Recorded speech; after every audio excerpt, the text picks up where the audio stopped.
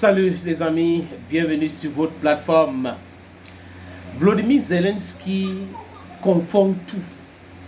Il prend sa comédie qu'il fait, il met ça dans la politique.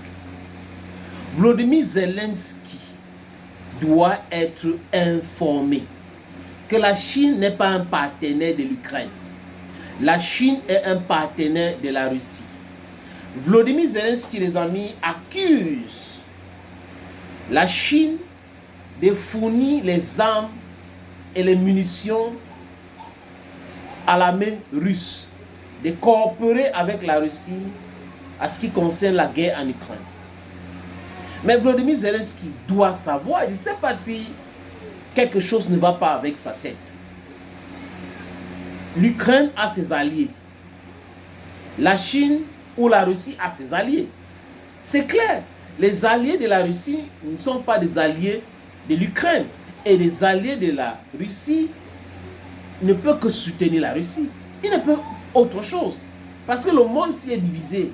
Il y a le pôle, le pouvoir. Toi, tu contrôles si moi je contrôle ça. Si je suis en difficulté, tu dois être avec moi. Parce qu'à travers ça, on va comprendre comment telle ou telle autre chose est en train de marcher. Mais attendez. Boris Johnson a fait vraiment du mal à ce monsieur. Et Joe Biden. Parce que quand Joe Biden quitte le pouvoir, il avait commencé à envoyer les signaux que Volodymyr Zelensky devrait comprendre. Il y avait des limites à faire certaines choses. Il s'était même opposé à ce que l'Ukraine rejoigne l'OTAN. Joe Biden. Alors que c'est lui qui a convaincu le monde entier, je veux dire les Occidentaux, à être avec l'Ukraine. C'est Joe Biden, avec Boris Johnson.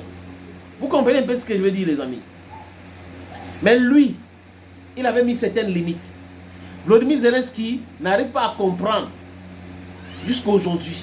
Il est dans un film, comme disent les Congolais, Netina film. Volodymyr Zelensky doit être informé que l'alliance entre la Russie et la Chine, c'est cet élément-là qui a poussé les Américains à comprendre qu'ils ont fait une erreur gravissime, une erreur monumentale. Regardez l'économie chinoise. Regardez la puissance militaire russe, la démographie, les ressources naturelles et la technologie.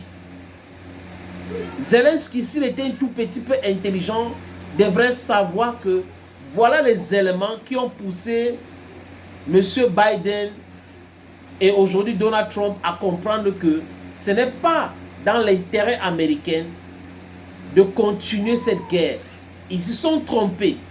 Dans leur tête, ils se sont dit, ok, on va faire la guerre. Mais avant de faire la guerre, on doit tout faire pour ostraciser la Russie. Mais ils n'ont pas pu faire cela.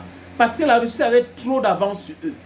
Depuis 2014, les Russes avaient compris le plan de l'Occident. Je vais dire 2014 parce que c'est le coup d'État qu'on a parlé. On a parlé de révolution de Maïdan. C'était un coup d'État. Yanukovych a été enlevé au pouvoir par un coup d'État soutenu par Soros, dont les Américains, Victoria Nuland et les autres. Les Russes, on peut remonter le temps pour dire 2007, où dans la conférence des pairs au sommet des pairs à Munich, comme ce que J.D. Vance avait assisté, il a dit ses vérités, Vladimir Poutine avait averti l'OTAN. Vous ne respectez pas vos engagements. Bill Clinton fait partie des gens qui ont dit « Ah !» pour étendre l'OTAN vers l'Est. Vous nous avez dit en 90 que c'est bon, on a dissous le pacte de Varsovie, et l'OTAN devait disparaître ou du moins rester avec les pays qui étaient membres en 90. Ils n'ont pas respecté ça. Ils ont pris les Pays-Bas, aujourd'hui la Finlande, aujourd'hui la Suède, la Roumanie, la Bulgarie.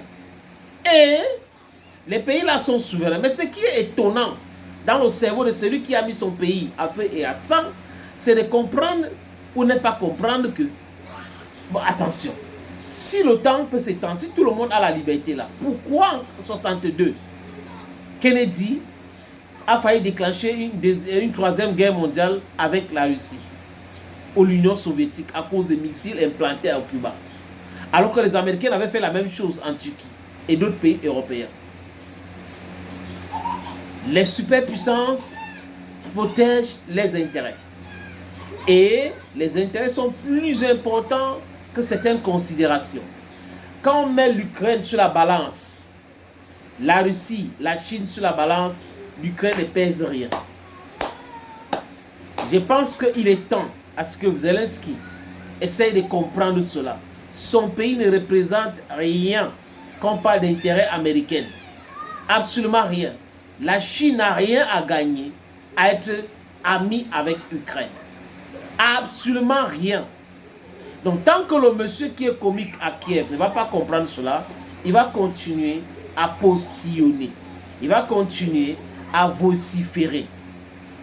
Les analystes africains lui ont dit, négocie maintenant. L'Iran est en train d'envoyer les drones Shahid.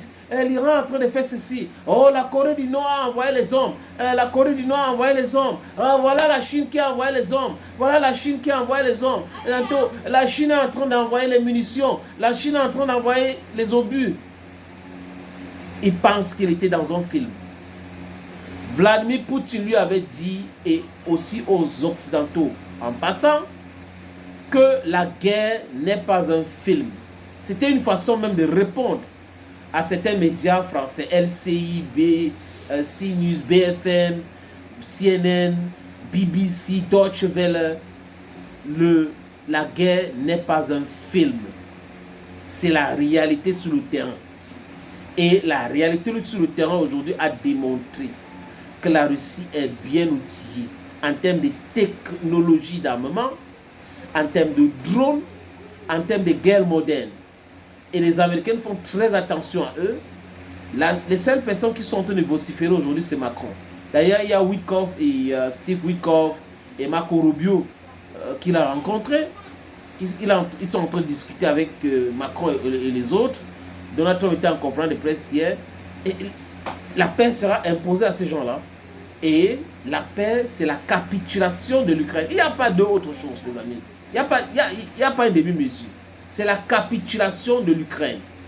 Parce que quand on parle de négociations, quand il y a une guerre, les amis, c'est qui est plus fort sur le terrain aujourd'hui, qui est in a vantage position.